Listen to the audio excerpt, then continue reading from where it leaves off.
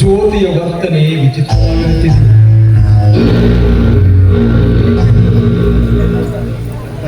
ಅವಳು ನನ್ನ ಮುಖಕ್ಕೆ ಮಸೆ ಬಳಿಯುವ ಪ್ರಯತ್ನ ಮಾಡುತ್ತಿರುವಳೆ.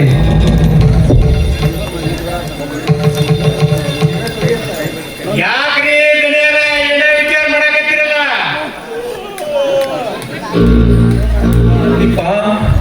ಆ ಜ್ಯೋತಿಯ ಬಗ್ಗೆ ವಿಚಾರ ಮಾಡುತ್ತಿರುವೆ. ಇತ್ತೀಚೆಗೆ ಅವಳ ವರ್ತನೆ ವಿಚಿತ್ರವಾಗುತ್ತಿದೆ. ಯಾಕೆ ಬಂದು ಹಚ್ಚಿರಿ? ನೋಡ್ರಿ ದಣಿಯರ, ನಾ ಒಂದು ಮಾತು ಹೇಳ್ತೀನಿ. ಆ ಜ್ಯೋತಿ ಅಮ್ಮವ್ರಿಗೆ ಒಂದು ಬ್ರಹ್ಮಗಂಟ ಹಾಕ್ಬಿಡ್ರಲ್ಲ. ನೀನು ಹೇಳಿದ ಹಾಗೆ ಹಿಂದೆ ವರ್ಷ ಅವಳ ಮದುವೆ ಮಾಡುವಿ. ಈ ವಿಷಯವನ್ನು ಆ ಕರ್ಮೇಂದ್ರನ ಮುಂದೆ ಹೇಳಿರುವೆ ಅತ್ತಿಪ್ಪ? ಇಲ್ಲ, ಏನು ಹೇಳಿದ್ರಿಯಪ್ಪ?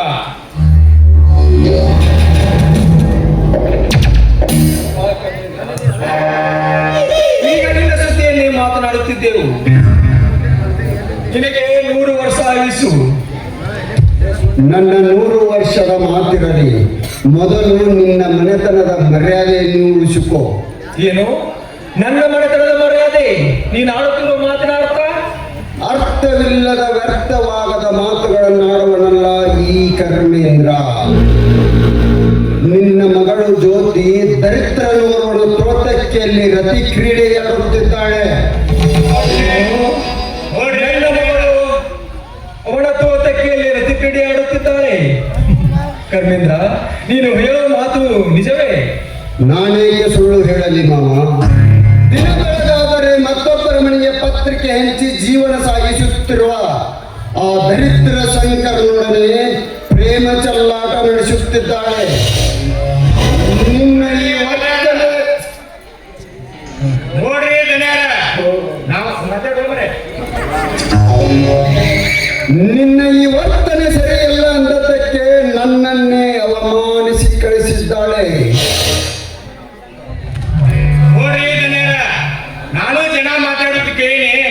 ಒಟ್ಟ ವಿಷಯ ನಮಗೆ ಬೇಕಂತ ಸುಮ್ಮನೆ ನೋಡ್ರಿ. ಜ್ಯೋತಿ ಇಷ್ಟೊಂದು ಮುಂದುವರಿದಳೆ. ಇದೇ ವರ್ಷ ಅವಳ ಮದುವೆ ನೆರವೇರಿಸುವೆ.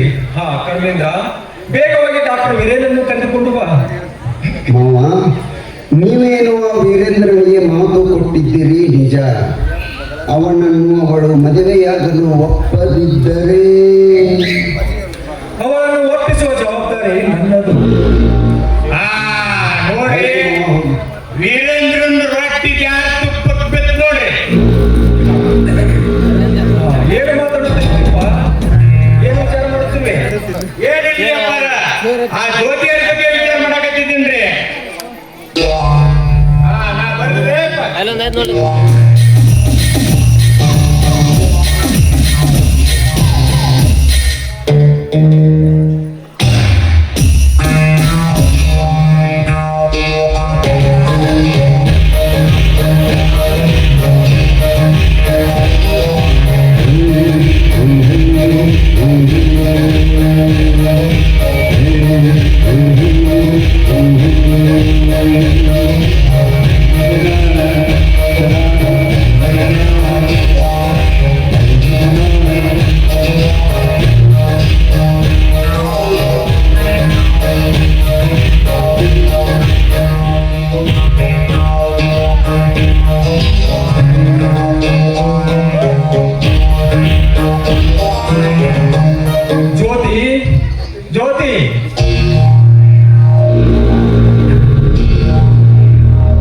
ಇಷ್ಟೊತ್ತು ಎಲ್ಲಿಗೆ ಹೋಗಿದ್ದೆ ಜ್ಯೋತಿ?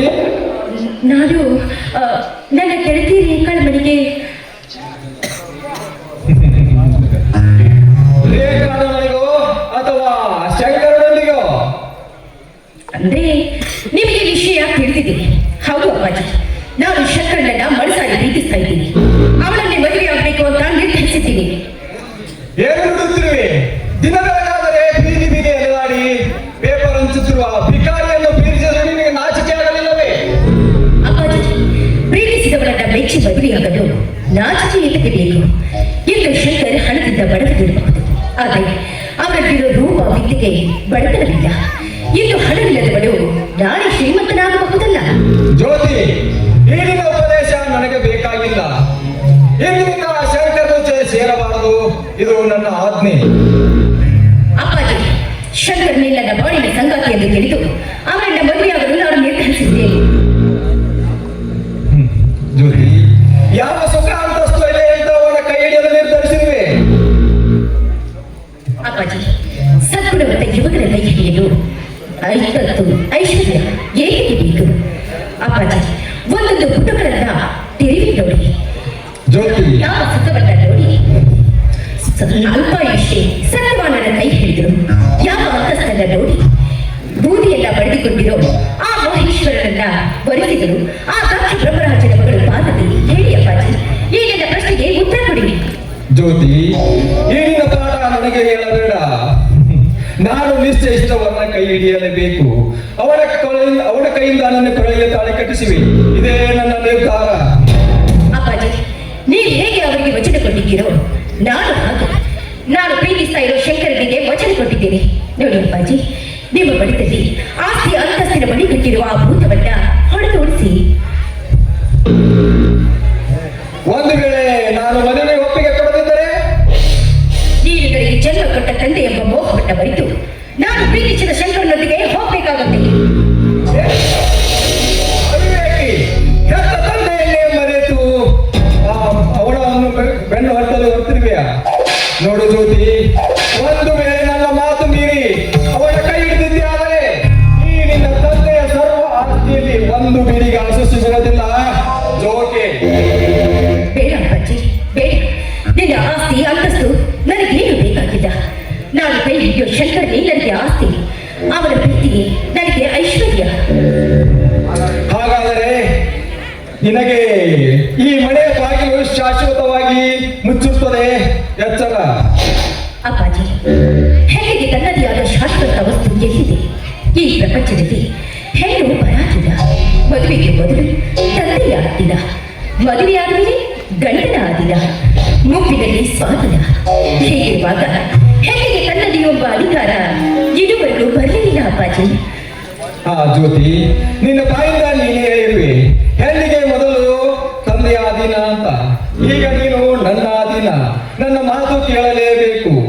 ನಾನು ನಿಶ್ಚಯಿಸಿದವರನ್ನ ಕೈ ಹಿಡಿಯಲೇಬೇಕು. ಅವನಿಂದಲೇ ನಿನ್ನ ಕೊರಳಿಗೆ ತಾಳಿ ಕಟ್ಟಿಸಿವೆ. ಇದು ನನ್ನ ನಿರ್ಧಾರ. ಅಪ್ಪಾಜಿ, ನಾನು ನಡೆಸಿಕೊಟ್ಟ ಶಂಕರನನ್ನ ಮದುವೆ ಆಗ್ತೀನಿ ವಿನಃ ಆ ವೀರೇಂದ್ರನೊಂದಿಗೆ ನನ್ನ ಮದುವೆ ಮಾಡಲು ಪ್ರಯತ್ನ ಪಟ್ಟರೆ ನೀವು ನೋಡೋದು ಈ ನಿಮ್ಮ ಮಗಳನ್ನೆಲ್ಲ ಇವಳ ಶವಾನ.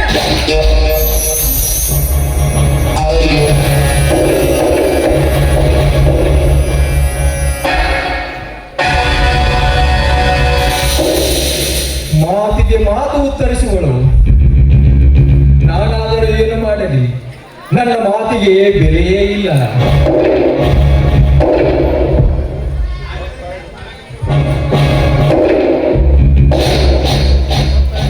ಆ ಶಂಕರನೊಂದಿಗೆ ಮನಸ್ಸು ಮಾಡಿ ಅವಳು ಬದುಕಿರಲಾರಳು. ಮಗಳೆಂಬ ಮಮಕಾರ ಒಂದು ಕಡೆ, ಇನ್ನೊಂದು ಕಡೆ ಆ ಡಾಕ್ಟರ್ನಿಗೆ ಮಾತು ಕೊಟ್ಟದ್ದು ಒಂದು ಕಡೆ. ನನಗೆ ಒಂದು ತಿಳಿಯಲಾಗಿದೆ. ತಿಪ್ಪ, ಒಳಗೆ ಹೋಗಿ ವಿಚಾರ ಮಾಡಿದ್ರಾಯ್ತು. ನಡೆ ಹೋಗೋಣ.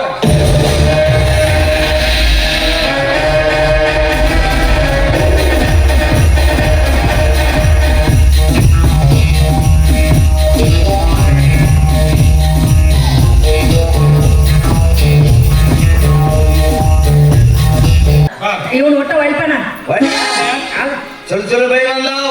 ಏನ್ ಮಾಡ್ಲಾ? ಯಾಕೆಂದ್ರೆ ಬಳಿ ಏನ್ ಮಾಡ್ಲಿ? ಕುಸುಮ ಬಳಿ, ಯಾವ ಅಲ್ಲಿ ಶ್ರೀದೇವಿ ಬಳಿ, ನೀನು ನೆಟ್ಟಗಿಲ್ಲ ಜಯಪ್ರದ ಬಳಿ, ಅಲ್ಲಿ ಮೀಸಿ ವೀರ್ ಸಿಂಗ್ ಹೋಗ್ಯಾವ.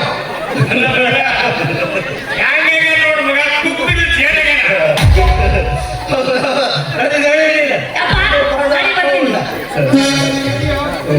ಭಜನೆ ಜೋಕಲೆ ಅಡಲ ಜೋಡಿಲೆ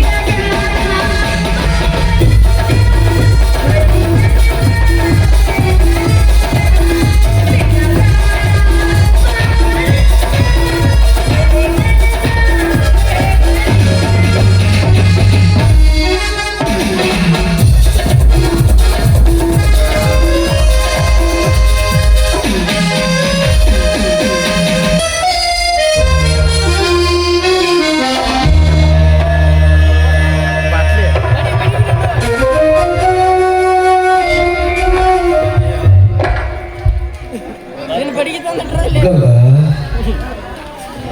ನನ್ನನ್ನು ಬಿಟ್ಟು ದೂರ ಹೋದೆಯ ಗಂಗ. ನನ್ನ ಕೈಯಾರೆ ನಿನ್ನ ಪುಣ್ಯತತಿ ಮಾಡುವಂತಾಯ್ತದ ಗಂಗ. ನೀ ಎಷ್ಟು ಭಾಗ್ಯಶಾಲಿ.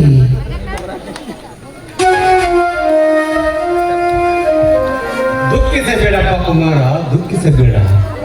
ಹೀಗೆ ದುಃಖಿಸುತ್ತಾ ನಿಂತರೆ ಕಳೆದುಕೊಂಡ ನಿನ್ನ ಗಂಗಾ ಮತ್ತೆ ಬರುವಳೆ, ಇಲ್ಲ ನಿನ್ನ ಮಗು ಪ್ರದೀಪ್ ಮತ್ತೆ ಬರುವಳೆ. ಅವರನ್ನು ಮರೆತು ನಗು ನಗುತ್ತಾ ಜೀವನ ಸಾಗಿಸು ಕುಮಾರ, ಜೀವನ ಸಾಗಿಸು. ಸಿದ್ದಪ್ಪ, ಅವರನ್ನು ಮರೆಯಬೇಕೆಂದ ಎಷ್ಟೇ ಪ್ರಯತ್ನ ಪಟ್ಟರು ನನ್ನಿಂದ ಮರೆಯಲಾಗುತ್ತಿಲ್ಲ ಸಿದ್ದಪ್ಪ, ಮರೆಯಲಾಗುತ್ತಿಲ್ಲ. ಕುಮಾರ್, ನೀನು ಹೀಗೆ ನಿಂತು ಬಿಟ್ಟರೆ ಮುಂದೆ ಈ ನಿನ್ನ ಸಿದ್ದಪ್ಪನನ್ನು ಕಳೆದುಕೊಳ್ಳಬೇಕಾಗುತ್ತದೆ. ಇಲ್ಲ ಸಿದ್ದಪ್ಪ, ಅಂದರೆ ಇನ್ನೊಮ್ಮೆ ಇಂಥ ಮಾತು ನಿನ್ನ ಬಾಯಿಂದ ಬರಕೊಡೋದು. ನೀನು ಹೇಳುವ ಮಾತು ಹೌದು ಸಿದ್ದಪ್ಪ. ಹಣ್ಣಾದ ಈ ಮರಕ್ಕೆ ಬೀಳುವ ಹೊರತು ಚಿಗುರುವ ಆಸೆ ಅಲ್ಲ. ಆ ತಾಯಿ ಕಾರ್ತೇಶ್ವರಿಗೆ ಗೊತ್ತು ಈ ಬಳಸಿದ ರೋಗ ಎಂಥದ್ದು.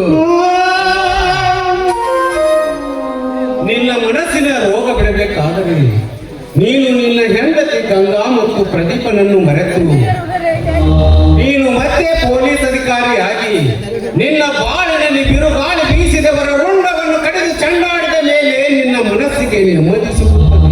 ಸಿದ್ದಪ್ಪ, ಒಂದು ಮಾತು, ಸಮಯಕ್ಕೆ ಸಿಕ್ಕಾಗ ಏಕ್ ಮಾತು ಕೂಡ ಮಾಡಿಲ್ಲ. ನನ್ನ ಹೆಸರು ಕುಮಾರನೇ ಅಲ್ಲ. ಕುಮಾರ್, ನಿನ್ನ ಮೇಲೆ ದಾಳಿ ಮಾಡಿದವರನ್ನು ನೀನು ಗುರುತಿಸಿರಬಹುದು ಅಂತ ಅನಿಸುತ್ತದೆ. ಸಿದ್ದಪ್ಪ, ಅವರು ಜನರ ಕಣ್ಣಿಂದ ತಪ್ಪಿಸಿಕೊಂಡು ಹೋಗಿದ್ದಾರೆ. ಆದರೆ ಈ ಕುಮಾರನ ಕಣ್ಣಿಂದ ತಪ್ಪಿಸಿಕೊಳ್ಳಲು ಸಾಧ್ಯವಿಲ್ಲ ಸಿದ್ದಪ್ಪ. ಕುಮಾರ್, ನಾನೊಬ್ಬ ನಿನ್ನ ತಂದೆಯ ಸಮಾನ ಎಂದು ಕೇಳುತ್ತೇನೆ. ನಿನ್ನನ್ನು ಈ ಸ್ಥಿತಿಗೆ ತಂದವರು ಯಾರು ಹೇಳು ಕುಮಾರ?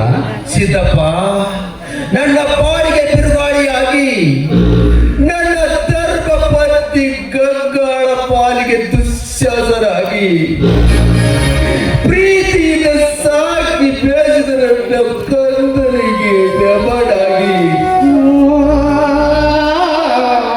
ಈ ಊರಿನ ಅಲ್ಪ ಶ್ರೀಮಂತರಾಗಿ ಮೆರೆಯುತ್ತಿರುವ ಧರ್ಮೇಂದ್ರನ ಕಾರಣ ಸಿದ್ದಪ್ಪ, ಧರ್ಮೇಂದ್ರನೇ ಕಾರಣ.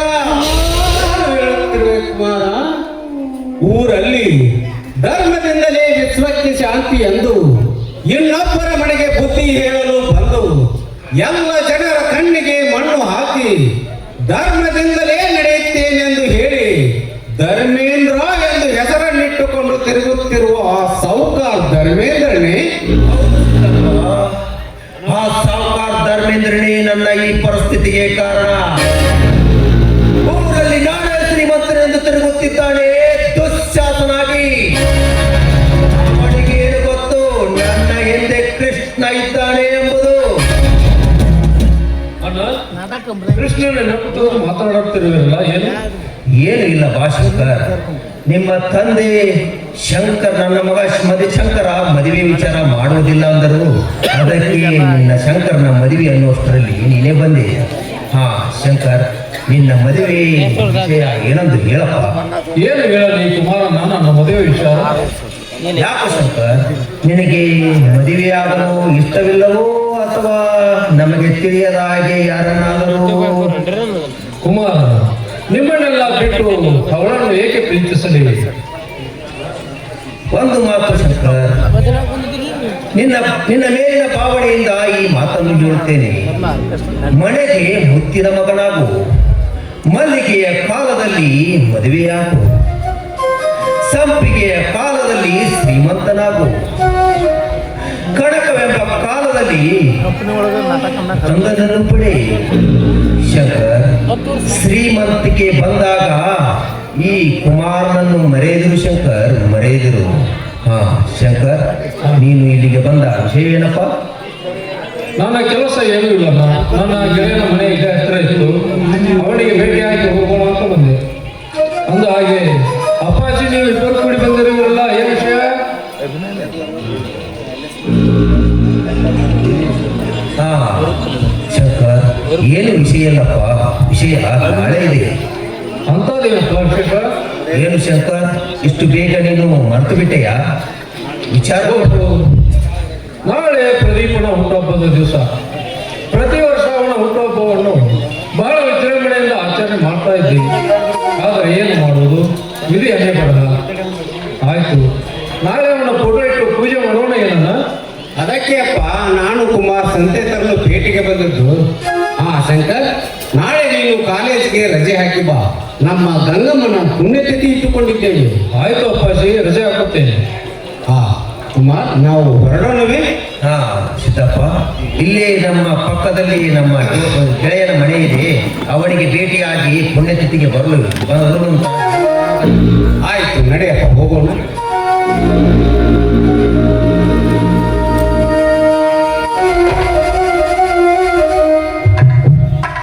ಜ್ಯೋತಿ ಇಷ್ಟೊತ್ತಾದರೂ ಬರಲಿಲ್ಲ, ಎಲ್ಲಿ ಹೋಗಿರಬಹುದು?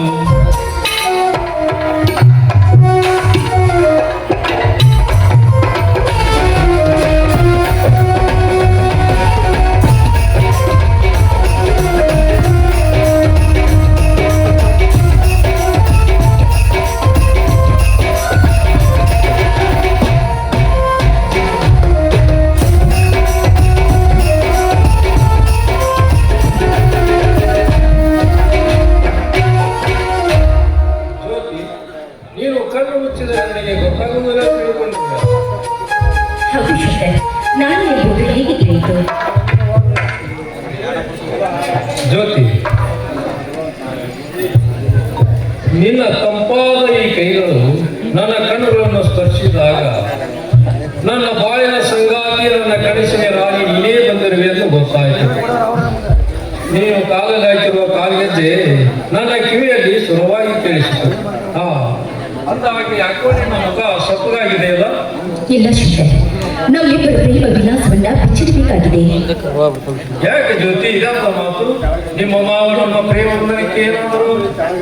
ಇದುವರೆಗೂ ನಾನು ಸಾಕಿದ ನಾಯಿ ನನ್ನ ಕಾಲು ಬಳಿ ಬಿದ್ದಿರ್ತಿತ್ತು. ಈಗ ಅದು ತಲೆಯ ಮೇಲೆ ಹತ್ತಿದೆ. ಇಷ್ಟಕ್ಕೆ ಯಾಕೆ ಚಿಂತೆ ಮಾಡುತ್ತಿರುವೆ? ಚಿಂತೆಯಲ್ಲ, ಅವನೀಗ ಯಾರ ಕಣ್ಣಿಗೂ ತಿಳಿಯದೆ ಬೆಟ್ಟದ ಹುಲಿಯಾಗಿ ತಿರುಗ್ತಾ ಇದ್ದಾನೆ. ಕರ್ಮಿಲ್ಲ ಅಂದ್ರೆ ಬಡ ಹೆಣ್ಣು ಮಕ್ಕಳ ಕಣ್ಣೀರಿನ ಕರ್ಮವನ್ನ ಹಿಂಡುವಂತ ಹೀನ ಮನುಷ್ಯನಾಗಿದ್ದಾನೆ.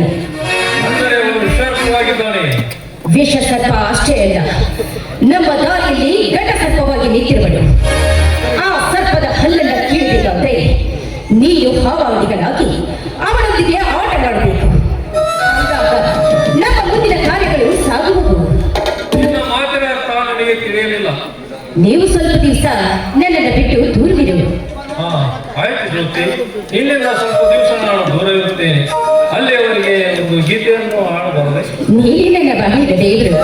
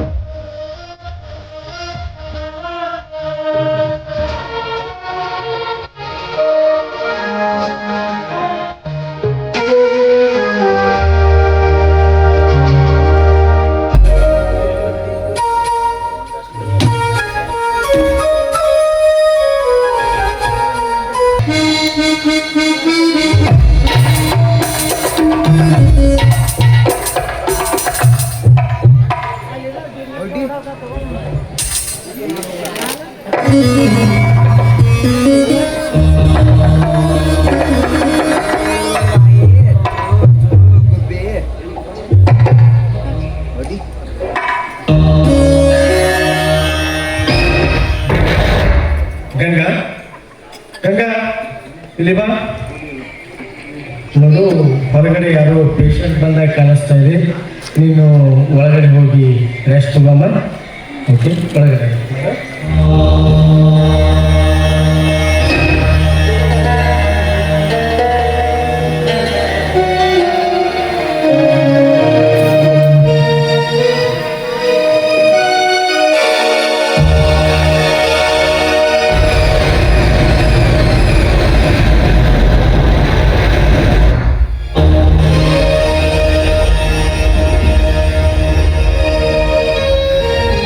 ಕುಮಾರ, ಏನು ಕುಮಾರ ನಿನ್ನ ಅವತಾರ? ಈ ವಿಚಿತ್ರವಾಗಿರ್ತಕ್ಕಂಥ ಸುದ್ದಿ, ವಿಚಿತ್ರವಾಗಿರ್ತಕ್ಕಂಥ ಸ್ಥಿತಿಯನ್ನು ನೋಡಲು ಆ ಭಗವಂತ ನನ್ನನ್ನು ಎಷ್ಟನ್ನು ಕರೆದಿದ್ದಾರೆ. ಏನು ಕುಮಾರ ಇದು? ಏನು ಏನೆಂದು ಹೇಳಲಿ ವೀರೇಂದ್ರ, ನನ್ನ ಬಾಳಿನ ಕತೆ. ನನ್ನ ತುಂಬಿದ ಸಂಸಾರವನ್ನು ಆ ತಾಯಿ ಕಾಂತೇಶ್ವರರಿಂದ ನೋಡಲಾಗಲಿಲ್ಲ. ಅದಕ್ಕೆ ಆ ತಾಯಿ ಕೊಟ್ಟ ಶಿಕ್ಷೆ ಇದು ವೀರೇಂದ್ರ, ತಾಯಿ ಕೊಟ್ಟ ಶಿಕ್ಷೆ ಇದು. ಕುಮಾರ, ಏನೋ ನಿನ್ನ ಮಾತಿನ ಅರ್ಥ. ಇದನ್ನು ಸ್ವಲ್ಪ ಬಿಡಿಸಿ ಹೇಳಬಾರದೆ? ವೀರೇಂದ್ರ, ನನ್ನ ಹೆಂಡತಿ ಮಕ್ಕಳು ನನ್ನಿಂದ ದೂರವಾಗಿರದ್ದು. ಬೀದಿ ಬೀದಿಯಲ್ಲಿ ಉಳಿಯುತ್ತಿರುವಾಗ ಒಂದು ದಿನಪತ್ರಿಕೆ ಓದಿ ಅವರು ನನ್ನಿಂದ ದೂರವಾಗಿ ಶಾಶ್ವತವಾಗಿ ಹೋದರೆಂದು ತಿಳಿದು ಬಂತು.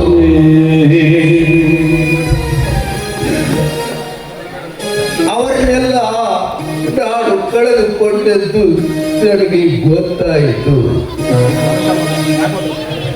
ಅಳಬೇಡ ಕುಮಾರ, ಅಳಬೇಡ. ದುಃಖಿಸುತ್ತಾ ಹೀಗೆ ನಿನ್ನ ಕಾಲನ್ನು ಕಳೆಯುವ ಸಮಯ ಮುಗಿಯಿತು. ಇನ್ನು ಮುಂದಾದರೆ ನಿನ್ನ ಬಾಳು ಚೆನ್ನಾಗಿ ಆಗಬೇಕು ಕುಮಾರ, ಚೆನ್ನಾಗಿ ಆಗಬೇಕು. ವೀರೇಂದ್ರ, ಹೋಗಲಿ ಬಿಡು ನನ್ನ ಬಾಳಿನ ಕತೆ. ಅಂದಾಗಿ ನಿನ್ನ ಮದುವೆ ವಿಷಯ ಏನು ಮಾಡಿದೆಯಪ್ಪ? ಕುಮಾರ, ನಾನು ಜ್ಯೋತಿ ಎಂಬ ಹುಡುಗಿಯನ್ನು ಪ್ರೀತಿಸುತ್ತಿದ್ದೆ ನಿಜ. ಆದರೆ ಅವಳು ಮತ್ತೊಬ್ಬನಿಗೆ ಮನಸ್ಸು ಕೊಟ್ಟು ಹೊರಟು ಹೋದಳು. ಹೀಗಾಗಿ ಈಗ ಮತ್ತೊಬ್ಬ ಹುಡುಗಿಯನ್ನು ಮದುವೆಯಾಗಲು ಪ್ರಯತ್ನ ಪಡುತ್ತಿದ್ದೇನೆ. ವೀರೇಂದ್ರ, ನೀನು ಪ್ರೀತಿಸುತ್ತಿರುವ ಹುಡುಗಿ ಯಾರು? ನಾನು ಪ್ರೀತಿಸುತ್ತಿರುವುದು ಹಾಗೂ ಈಗ ಮದುವೆಯಾಗುತ್ತಿರುವ ಹುಡುಗಿ ಒಬ್ಬ ಹುಚ್ಚಿ ಕುಮಾರ. ಏನು ಹುಚ್ಚು ಹುಡುಗಿ? ಏನು ವೀರೇಂದ್ರ, ನೀನು ಮದುವೆಯಾಗುತ್ತಿರುವ ಹುಡುಗಿ ಹುಚ್ಚು ಹುಡುಗಿಯ? ನೀನು ಹುಚ್ಚು ಹುಡುಗಿಯನ್ನು ಮದುವೆಯಾಗುತ್ತಿರುವೆಯಲ್ಲ, ನೀನೆಂತ ಹುಚ್ಚನೋ? ಹೌದು ಕುಮಾರ, ಅವಳೇನು ಹುಚ್ಚಿ ನಿಜ. ಆದರೆ ಅವಳಿಗೆ ಯಾವುದೋ ಮುಖ್ಯವಾದ ಕಾರಣದಿಂದ ತೆನೆಗೆ ಏಟು ಬಿದ್ದು ಮೆದುಳಿನಲ್ಲಿ ಜ್ಞಾಪಕ ಶಕ್ತಿ ಹೊರಟು ಹೋಗಿದೆ ಅಷ್ಟೇ. ಟ್ರೀಟ್ಮೆಂಟ್ ಏನೋ ಕೊಡ್ತಾ ಇದ್ದೀವಿ, ಇನ್ನೇನು ಕೆಲವೇ ದಿನಗಳಲ್ಲಿ ಅವಳು ಗುಣಮುಖವಾಗ್ತಾಳೆ. ಹಾಗಾಗಿ ಅವಳನ್ನೇ ಮದುವೆ ಮಾಡಲು ತೀರ್ಮಾನಿಸಿದ್ದೇನೆ ಕುಮಾರ. ವೀರೇಂದ್ರ, ಈಗ ಅವಳು ಎಲ್ಲಿದ್ದಾಳೆ? ಇಲ್ಲೇ ಕುಮಾರ, ಇಲ್ಲೇ ನನ್ನ ಮನೆಯಲ್ಲೇ ಇದ್ದಾಳೆ. ಗಂಗಾ, ಗಂಗಾ. ವೀರೇಂದ್ರ, ಈಗ ಅವಳನ್ನು ಕರೆಯಬೇಡ. ಅವಳ ಹೆಸರು ನಿನಗೆ ಹೇಗೆ ಗೊತ್ತು? ಅವಳ ಹೆಸರು ನನಗೆ ಗೊತ್ತಿಲ್ಲ ಕುಮಾರ. ಅವಳು ನಡು ಬೀದಿಯಲ್ಲಿ ನನಗೆ ಸಿಕ್ಕಳು. ಆದರೆ ಅವಳಿಗೆ ಹೆಸರಿಲ್ಲ, ಅವರ ತಂದೆ ಇಲ್ಲ, ತಾಯಿ ಇಲ್ಲ. ಆದರೆ ಅದೇ ಸಂದರ್ಭದಲ್ಲಿ ನಾನು ಪೇಪರ್ನಲ್ಲಿ ನಿನ್ನ ಹೆಂಡತಿ ಗಂಗಾ ತೀರಿಕೊಂಡ ಸುದ್ದಿಯನ್ನು ಓದಿದ್ದು. ಆ ನನ್ನ ಅತ್ತಿಗೆಯನ್ನು ನಾನು ನೋಡಿರಲಿಲ್ಲ. ಈ ಕ್ಷಣದಲ್ಲಿ ಅವರು ನನ್ನ ಅತ್ತಿಗೆಯನ್ನು ನೆನಪಿಸಿಕೊಳ್ಳೋಸ್ಕರ ಈ ಮುಟ್ಟು ಹುಚ್ಚು ಹುಡುಗಿಗೆ ಆ ಗಂಗಾ ಎಂದು ಹೆಸರಿಟ್ಟೆ ಕುಮಾರ. ಎಂತಹ ಸಂತೋಷದ ವಿಷಯ ವೀರೇಂದ್ರ. ಇನ್ನು ನಿನ್ನ ಮನಸ್ಸಿನಲ್ಲಿ ಬಡ ಮಿತ್ರ ನೆನಪಿನಲ್ಲಿ ಇದ್ದಾನೆಂದಂಗಾಯ್ತು. ವೀರೇಂದ್ರ, ನಾನು ಬಂದ ಕೆಲಸ ಮರೆತು ಬಿಟ್ಟೆ. ಅದೇನಪ್ಪ ಅಂತ ಮುಖ್ಯವಾದ ಕೆಲಸ ಕುಮಾರ? ನೋಡು ವೀರೇಂದ್ರ, ನಿಮ್ಮ ಅತ್ತಿಗೆ ಬದುಕಿರುವಾಗ ನೀನು ಒಂದು ಸಲಿಯಾದರೂ ನಮ್ಮ ಮನೆಗೆ ಬರಲಿಲ್ಲ, ಹಾಗೂ ಅವಳನ್ನು ಪರಿಚಯವೂ ಮಾಡಿಕೊಳ್ಳಲಿಲ್ಲ. ನಾಳೆ ಅವಳ ಪುಣ್ಯತಿಥಿ ಇದೆ, ನೀನು ಖಂಡಿತ ಬರಬೇಕು. ಕುಮಾರ, ಈ ಗೆಳೆಯನನ್ನು ನೆನಪಿಟ್ಟುಕೊಂಡು ಇಲ್ಲಿಯವರೆಗೂ ನೀನು ಕರೀಲಿಕ್ಕೆ ಬಂದೆ ಅಂದ ಮೇಲೆ ನಾನು ಖಂಡಿತವಾಗಿ ಬರುತ್ತೇನೆ ಕುಮಾರ, ಖಂಡಿತ ಬರುತ್ತೇನೆ. ಹೇ ವೀರೇಂದ್ರ, ನೀನು ಬರುತ್ತೇನೆಂದು ಒಬ್ಬನೇ ಬರಬೇಡ. ನೀನು ನಿನ್ನ ಪ್ರಿಯತಮೆಯನ್ನು ಕರೆದುಕೊಂಡು ಬಾ. ಯಾಕೆ ಈ ಮಾತನ್ನು ಹೇಳುತ್ತೇನೆಂದರೆ, ಹುಚ್ಚು ಹುಡುಗಿ ಸಮಾಜದಲ್ಲಿ ನಡೆದಾಡಿದರೆ ಬೇಗ ಅವಳು ಹುಚ್ಚು ಬಿಟ್ಟಬಹುದು ಎಂದು ನನ್ನ ಅಭಿಪ್ರಾಯ. ಆಯ್ತು ಕುಮಾರ, ನಿನ್ನ ಮಾತನ್ನು ಒಪ್ಪುತ್ತೇನೆ. ಖಂಡಿತವಾಗಿಯೂ ಅವಳನ್ನು ಕೂಡ ಕರೆದುಕೊಂಡು ಬರುತ್ತೇನೆ. ಆಯ್ತೇ? ಆಯ್ತು ಮಿತ್ರ, ನನಗೆ ಸಮಯವಿಲ್ಲ, ನಾನು ಬರುತ್ತೇನೆ. ಓಕೆ, ಹೋಗಿ ಬಾ ಕುಮಾರ.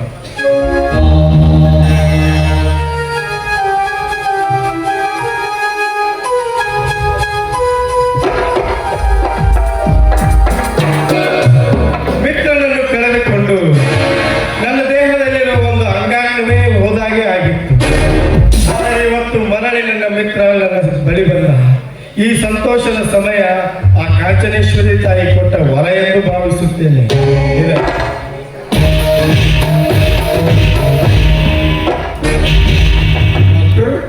ಇವತ್ತು ನಿಮ್ಮ ಕ್ಲಿನಿಕ್ ಬಾಗಿಲು ತೆಗೆದಿರಲಿಲ್ಲ?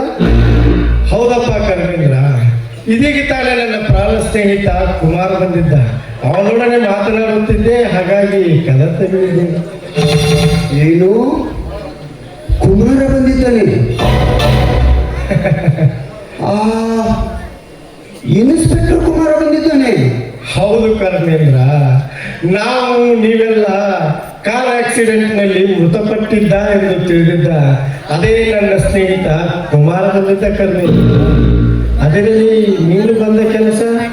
ಏನಿಲ್ಲ ಡಾಕ್ಟರ್, ನಮ್ಮ ಮಾವ ನಿಮ್ಮನ್ನು ಬರಲು ಹೇಳಿದ್ದರು, ಅದಕ್ಕೆ ನಿಮಗೆ ತಿಳಿಸಲು ಬಂದೆ.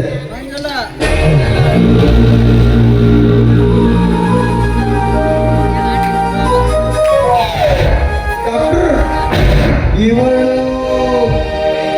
ಹೌದು ಕರ್ಮೇಂದ್ರ, ಇವಳು ಗಂಗಾ.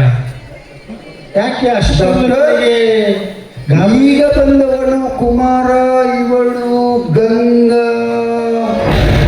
ಹೌದು ಕರ್ಮೇಂದ್ರ, ಈಗ ಹೋದವನು ನನ್ನ ಪ್ರಾಣ ಸ್ನೇಹಿತ ಇನ್ಸ್ಪೆಕ್ಟರ್ ಕುಮಾರ್, ಇವಳು ಗಂಗಾ.